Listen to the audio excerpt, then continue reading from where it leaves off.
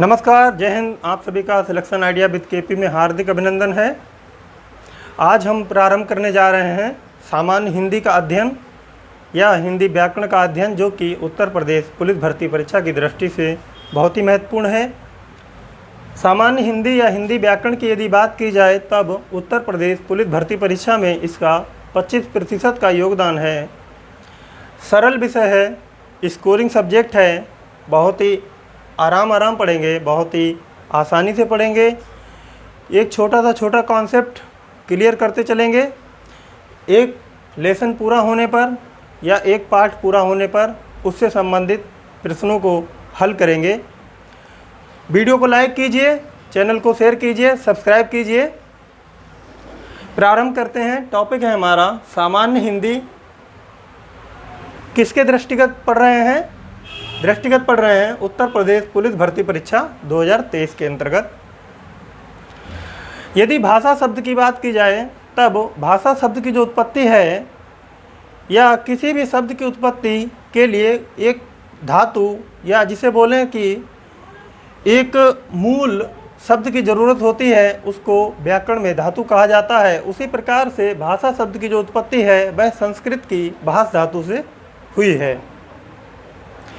संस्कृत की भाष धातु से भाषा शब्द की उत्पत्ति हुई है और जो संस्कृत का शब्द संग्रह है वह हिंदी के शब्द भंडार को पूरा करने में बहुत ही महत्वपूर्ण योगदान रखता है। यदि हिंदी भाषा की लिपि की बात की जाए तब हिंदी भाषा की लिपि देवनागरी है। लिपि उसको कहते हैं कि जो भाषा को लिखने का जो ढंग होता है उसको लिपि कहा जाता है। जैसे कि यदि मैं आपको यहाँ पर बताऊं कि हमें हिंदी भाषा में यदि राम लिखना है तब हम इस प्रकार से लिखेंगे राम। यदि हम इसको इंग्लिश भाषा की बात करें तब इंग्लिश में इसको लिखा जाएगा RAM। यह देवनागरी लिपि में राम लिखा गया है और ये इंग्लिश भाषा की स्क्रिप्ट या इंग्लिश भाषा की लिपि में राम लिखा गया है। यानी कि भाषा को लिखने के जो ढंग होता है या भाषा को लिखने का जो ढंग होता है उसको लिपि कहा जाता है। हिंदी भाषा की लिपि देवनागरी है और देवनागरी की उत्पत्ति जो है वह ब्राह्मी लिपि से हुई है। उसके बाद यदि हिंदी भाषा के वर्णमाला की बात की जाए तो साधारण शब्दों में यदि समझने की कोशिश की जाए, जिस प्रकार से एक घर या एक मकान बनाने के लिए ईंटों की ज़रूरत होती है, ठीक उसी प्रकार से भाषा के निर्माण के लिए वर्ण, अक्षर या लेटर्स की ज़रूरत पड़ती है। वर्ण, अक्षर या लेटर्स तीनों का तात्पर्य एक ही है। तीनों भाषा की सबसे छोटी इकाई हैं और इसके और ज़्यादा टुकड़े नहीं किए जा सकते। जैसे कि भाषा की सबसे छोटी इकाई वर्ण अथवा अक्षर होता है, जिसका अर्थ होता है अनासवान। अनासवान मतलब इसके और ज़्यादा टुकड़े नहीं किए जा सकते। अनासवान मतलब जिसका नाश ना किया जा सके। नाश मतलब जिसको और ज़्यादा खंडित ना किया जा सके। बहुत ही आसान शब्दों में पढ़ रहे हैं, बहुत धीरे धीरे पढ़ेंगे, समझते हुए चलेंगे। इस वीडियो में मैं आपको हिंदी वर्णमाला से संबंधित जितने भी कॉन्सेप्ट हैं वह सब आपके समक्ष प्रस्तुत करूंगा। हिंदी वर्णमाला की यदि बात की जाए तब हिंदी वर्णमाला दो रूपों में विभाजित हो जाती है। पहला है आपका स्वर और दूसरा है व्यंजन। स्वर अपने आप में तीन रूपों में विभाजित हो जाते हैं। पहला ह्रस्व स्वर, जिसको एक मात्रिक स्वर भी कहा जाता है। दूसरा है द्विमात्रिक स्वर, जिसको दीर्घ स्वर भी कहा जाता है। और तीसरा है प्लुत स्वर, जिसको त्रिमात्रिक स्वर भी कहा जाता है। हम इनको एक मात्रिक, द्विमात्रिक या त्रिमात्रिक स्वर क्यों कहते हैं, या फिर इनको ह्रस्व स्वर, दीर्घ स्वर या प्लुत स्वर क्यों कहते हैं? एक मात्रिक स्वर को ह्रस्व स्वर इसलिए कहा जाता है क्योंकि, या फिर इनको द्विमात्रिक या दीर्घ स्वर या प्लुत स्वर या त्रिमात्रिक स्वर क्यों कहते हैं? ह्रस्व स्वर एक मात्रिक स्वरों को इसलिए कहा जाता है क्योंकि इनके उच्चारण में बहुत कम समय लगता है। इसके बाद यदि एक स्टेप और ऊपर बढ़ेंगे तब दीर्घ स्वर या द्विमात्रिक स्वरों से मुलाकात। द्विमात्रिक स्वर दीर्घ स्वर इसलिए कहा जाता है क्योंकि इनके उच्चारण में एक मात्रिक स्वर या ह्रस्व स्वर से दुगना समय लगता है। वहीं यदि प्लुत स्वर या त्रिमात्रिक स्वर की बात की जाए तब इनमें या इनके उच्चारण में दीर्घ स्वर या द्विमात्रिक स्वरों से भी ज़्यादा समय उच्चारण करने में लगता है। यानी इनका जो वर्गीकरण है ह्रस्व स्वर, दीर्घ स्वर और प्लुत स्वर, ये किसके आधार पर है? यह उच्चारण में लगने वाले समय के आधार पर है। स्वर हिंदी वर्णमाला में 11 होते हैं। ह्रस्व आ, दीर्घ आ, ह्रस्व ई, दीर्घ ई, ह्रस्व उ, दीर्घ उ, ऋ, ए, ओ, औ। जिसमें यदि ह्रस्व स्वर की बात की जाए या एक मात्रिक स्वर की बात की जाए तब ह्रस्व आ, ह्रस्व ई, ह्रस्व उ और लेर। उसके बाद दीर्घ स्वर की यदि बात की जाए या द्विमात्रिक स्वरों की बात करें तब दीर्घ आ, दीर्घ उ, ई और दीर्घ उ, ए, ओ, औ। उसके बाद प्लुत स्वर की यदि बात करें तब प्लुत स्वर का एक उदाहरण के रूप में मैंने आपको लिख दिया है कि जैसे कि राम, यानी कि इस शब्द के बीच में जो तीन का चिन्ह बनाया हुआ है मैंने, वो इसलिए बनाया हुआ है क्योंकि इनके उच्चारण में 3 मात्राओं के बराबर समय लग रहा है, इसलिए इसको प्लुत स्वर की श्रेणी में रखा जाता है। संयुक्त स्वर की यदि बात करें तब ऐसे स्वर जो अपनी जाति के स्वरों के साथ मेल ना करके दूसरी जाति के स्वर के साथ मेल करके आपस में मिलकर एक नया स्वर बनाते हैं, उनको संयुक्त स्वर या संध स्वर की श्रेणी में रखा जाता है। जैसे कि ए का जो निर्माण है वह ह्रस्व आ और ह्रस्व ई के मेल से हुआ है। इसी प्रकार से ए का जो निर्माण है वह ह्रस्व आ और ए के मेल से हुआ है। उसी प्रकार से यदि ओ की बात करें तब ओ का जो निर्माण है वह ह्रस्व आ और ह्रस्व उ के मेल से हुआ है। उसके बाद यदि बात करें कि औ का जो निर्माण है वह ह्रस्व आ और ओ के मेल से हुआ है। यह हमारा स्वर्गों का या स्वरों का वर्गीकरण था। उसके बाद हम व्यंजनों का वर्गीकरण देखते हैं, फिर हम देखेंगे स्वर और व्यंजनों का उच्चारण स्थान। उच्चारण स्थान क्या होता है? जब हम किसी किसी स्वर या व्यंजन का उच्चारण करते हैं तब हमारी जो जीभ है वह उच्चारण अवयवों में जिस अवयव से टकराती है उस अवयव को उस वर्ण का उच्चारण स्थान कहा जाता है। जैसे कि यदि का वर्ग, जैसे कि का वर्ग में आपके का, खा, गा, घा और अणा, ये 5 वर्ण आते हैं। उनका जो उच्चारण स्थान है वह कंठ है, क्योंकि उनके उच्चारण में जो हमारी जीभ है वह कंठ से टकराती है। व्यंजन का वर्गीकरण देखते हैं। व्यंजनों का वर्गीकरण है वह है स्पर्श व्यंजन के रूप में। पहला जो वर्ग है वह आपका है का वर्ग, दूसरा वर्ग है चा वर्ग, तीसरा वर्ग है टा वर्ग और चौथा है ता वर्ग और अंतिम है पा वर्ग। ये वर्ग क्यों कहलाते हैं? क्योंकि यह 5 वर्ग हैं और पाँचों में 5-5 वर्ण हैं, यानी कि जो स्पर्श व्यंजन है उसमें कुल व्यंजनों की जो संख्या है वह हो जाएगी 25। यानी स्पर्श व्यंजनों की जो संख्या है वह कितनी हो जाएगी? 25 हो जाएगी। यह का वर्ग है। का वर्ग में का, खा, गा, घा, अणा। चा वर्ग में चा, छा, जा, झा, वा। इसी प्रकार से टा वर्ग में टा, ठा, डा, ढा, अणा और ता वर्ग में ता, था, दा, धा, ना। उसी प्रकार से अंतिम जो वर्ग है वह है आपका पा वर्ग। पा वर्ग में पा, फा, बा, भा, मा। कुल मिलाकर आपके हो जाएंगे 25 व्यंजन। उसके बाद अंतस्थ व्यंजन है वह है आपके या, रा, ला और वा। ऊष्म व्यंजन की यदि बात की जाए तब ऊष्म व्यंजन है संलम वाला सा, षटकोण वाला सा, सपेरा वाला सा और हा। संयुक्त व्यंजन की यदि बात की जाए तब है संयुक्त व्यंजन होते क्या हैं?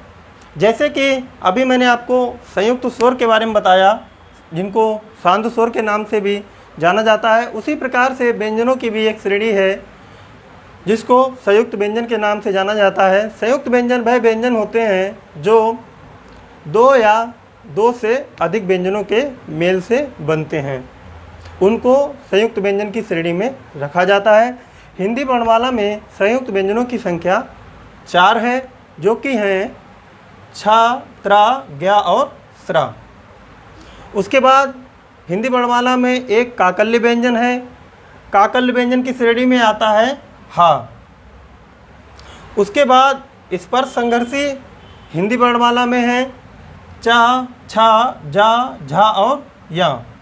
ऊष्म संघर्षी की यदि बात की जाए तब है ऊष्म संघर्षी और ऊष्म व्यंजन, इन दोनों को बहुत आराम से याद कर सकते हैं, बहुत सरल तरीके से याद कर सकते हैं, क्योंकि ऊष्म व्यंजन जो आपके हैं वही ऊष्म संघर्षी भी हैं। यानी यदि आपने ऊष्म व्यंजन याद कर लिए तब आपको ऊष्म संघर्षी याद करने में दिक्कत नहीं होगी। सघोष की यदि बात की जाए तब प्रत्येक वर्ग के अंतिम 3 वर्ण, उसके साथ साथ अंतस्थ व्यंजन। मैं सघोष के बारे में आपको बता रहा हूँ। प्रत्येक वर्ग, का वर्ग, चा वर्ग, टा वर्ग, ता वर्ग और पा वर्ग, प्रत्येक वर्ग के अंतिम 3 वर्ण और अंतस्थ व्यंजन के साथ आपका अंतस्थ व्यंजन भी सघोष की श्रेणी में आता है।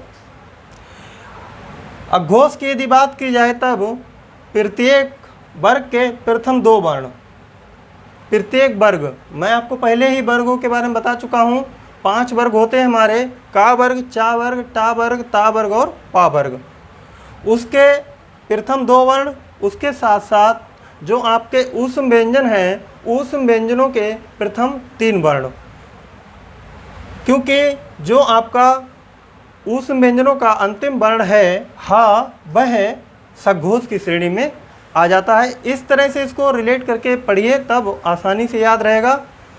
उसके बाद यदि अल्प प्राण की बात करें तब 5 वर्ग के पहला, तीसरा और 5वां वर्ण, यानी कि अल्प प्राण की यदि बात की जाए तो अल्प प्राण में वर्ग के जो 5 वर्ग हैं हिंदी वर्णमाला में, उसके विषम स्थानों पर आने वाले वर्ण, विषम स्थान पर आने वाले वर्णों के साथ साथ अंतस्थ व्यंजन जो हैं वह अल्प प्राण की श्रेणी में आते हैं।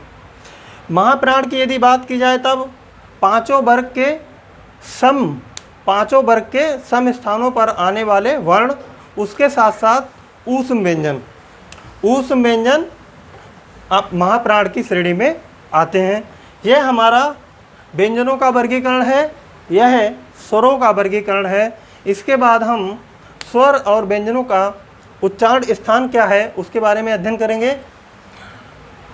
उच्चारण स्थान मैंने इस तरफ लिख दिया है, और स्वर अथवा व्यंजन जिनका उच्चारण स्थान ये है, उन वर्णों को मैंने इस तरफ लिख दिया है। आप ये टेबल बना लीजिए कहीं भी अपने रूम में, या अपनी ऐसी एक पुस्तक जिसको आप रोज़ सुबह खोलते हैं उसमें लिख लीजिए, और सुबह सुबह इसको एक बार देखेंगे तब आपको याद रहेगा। कंठ की यदि बात की जाए तो कंठ जो उच्चारण स्थान है वह का वर्ग के लिए है। उसके साथ साथ जो प्रथम 2 स्वर हैं हस्व आ और दीर्घ आ के साथ आहा। तालव्य की यदि बात की जाए तब तालव्य जो उच्चारण स्थान है वह चा वर्ग के साथ साथ जो प्रथम वर्ण है अंतस्थ व्यंजन का और प्रथम वर्ण है ऊष्म व्यंजन का या और सा। पहले आप क्या करें कि इनको लिख लें, कंठ, तालव्य, मूर्धन्य, दंत और ओष्ठ। उसके बाद दंतोष्ठ, कंठ तालव्य और कंठोष्ठ। इसको लिखने के बाद आप क्या करें कि पहले का वर्ग, फिर चा वर्ग, टा वर्ग, ता वर्ग और पा वर्ग, इस प्रकार से लिखिए। और इसको याद कर लीजिए कि दंतोष्ठ जो है वह केवल एक वर्ण है, वह है बा, यानी बा का जो उच्चारण स्थान है वह है दंतोष्ठ। उसके बाद क्या करें कि पहला कंठ का जो कॉलम है वो छोड़ दें। उसके बाद तालव्य वाले में आप अंतस्थ व्यंजन का प्रथम वर्ण लिखें, और अंतस्थ व्यंजन के प्रथम वर्ण के साथ साथ ही ऊष्म व्यंजन का भी प्रथम वर्ण लिखें। तो अंतस्थ व्यंजन का प्रथम वर्ण हो जाएगा या, और ऊष्म व्यंजन का प्रथम वर्ण हो जाएगा सा, या और सा। ये बहुत ही अच्छी ट्रिक है, आप टेबल बनाइए और इस ट्रिक को जानिए। आप कभी नहीं भूलेंगे। आप चाहें तो जब चाहें तब इसको स्वयं बना सकते हैं। उसी प्रकार से यदि स्वरों के उच्चारण स्थान के आधार पर वर्गीकरण की बात करें, तब आप कंठ में प्रथम जो 2 स्वर हैं हस्व आ दीर्घ आ, उनको लिख दीजिए। और बाद का जो कॉलम है तालव्य का, उसमें जो बाद के जो 2 स्वर हैं हस्व ई और दीर्घ ई, उनको लिख दीजिए। उसके बाद हस्व ई और दीर्घ ई के बाद आता है रिल, उसको लिख दीजिए। यहीं पे यदि वर्ग की बात करें तब मूर्धन्य जो है वह टा वर्ग का उच्चारण स्थान है, और उसके साथ साथ अंतस्थ व्यंजन का द्वितीय वर्ण और उस व्यंजन का द्वितीय वर्ण भी यहाँ लिखा जाएगा।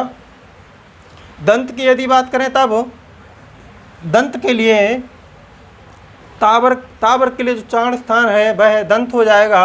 उसके साथ साथ ही अंतस्थ व्यंजन और उस व्यंजन का तृतीय वर्ण भी या तीसरा वर्ण भी यहाँ पर। उसके बाद यदि हम ओष्ठ की बात करें तब ओष्ठ जो है वह पा वर्ग का उच्चारण स्थान हो जाएगा।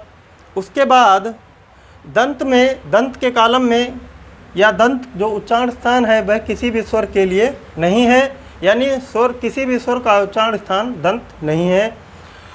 ओष्ठ जो है वह पा वर्ग का उच्चारण स्थान होने के साथ साथ हमारा हस्व उ और दीर्घ उ का भी उच्चारण स्थान है। दंतोष्ठ की बात करें तब यह केवल एकमात्र वर्ण या एकमात्र व्यंजन वा का उच्चारण स्थान है। कंठ तालव्य की बात करें तब कंठ तालव्य जो उच्चारण स्थान है वह ए और ए के लिए है। ये कंठ और तालव्य क्यों है? क्योंकि ए का जो निर्माण है वह हो रहा है हस आ और हस ई से। हस आ का उच्चारण स्थान है कंठ और हस ई का उच्चारण स्थान है तालव्य, इसीलिए ए का जो उच्चारण स्थान है वह हो गया कंठ तालव्य। चीज़ों को रिलेट करके पढ़िए, एक दूसरे से जोड़कर पढ़िए, आसानी से याद रहेंगी। उसके बाद यदि कंठोष्ठ की बात करें तब कंठोष्ठ में ओ का जो निर्माण है वह हस आ और हस ऊ से हो रहा है। हस आ और हस ऊ से ओ का निर्माण हो रहा है, और हस आ का उच्चारण स्थान है कंठ और हस ऊ का उच्चारण स्थान है ओष्ठ, इसीलिए ओ का उच्चारण स्थान हो जाएगा कंठोष्ठ। उसके बाद 3 और प्रकार हैं, जैसे कि अनुस्वर अंग आ जाएगा। अनुनासिक में हस आ के ऊपर चंद्र बिंदी है और दीर्घ आ के ऊपर चंद्र बिंदी हो जाएगी और हस ई के ऊपर चंद्र बिंदु हो जाएगा। उसी प्रकार से निर्नुनासिक जो हो जाएंगे वह 6 हैं। हस आ दीर्घ आ, हस ई दीर्घ ई, हस उ दीर्घ उ। यह आपका स्वर और व्यंजनों का वर्गीकरण था, जो मैंने आपको एक एक कॉन्सेप्ट के रूप में आपके सामने रखा है। आप इस टेबल को या ये जो कंटेंट लिखा हुआ है ये कहीं ना कहीं एक पेज पर लिख लीजिए, और हो सके तो हर दूसरे तीसरे दिन इसको एक बार ज़रूर पढ़िए, आपको याद हो जाएगा। मुझे लगता है कि इससे बाहर कोई भी प्रश्न जो आपका वर्ण विचार है उस शब्द से, उस चैप्टर से अगर बनेगा तब इसी से बनेगा, इससे बाहर से नहीं बन सकता है। बहुत पढ़िए, मेहनत कीजिए, इस बार सिलेक्शन आपका होगा। जय हिंद।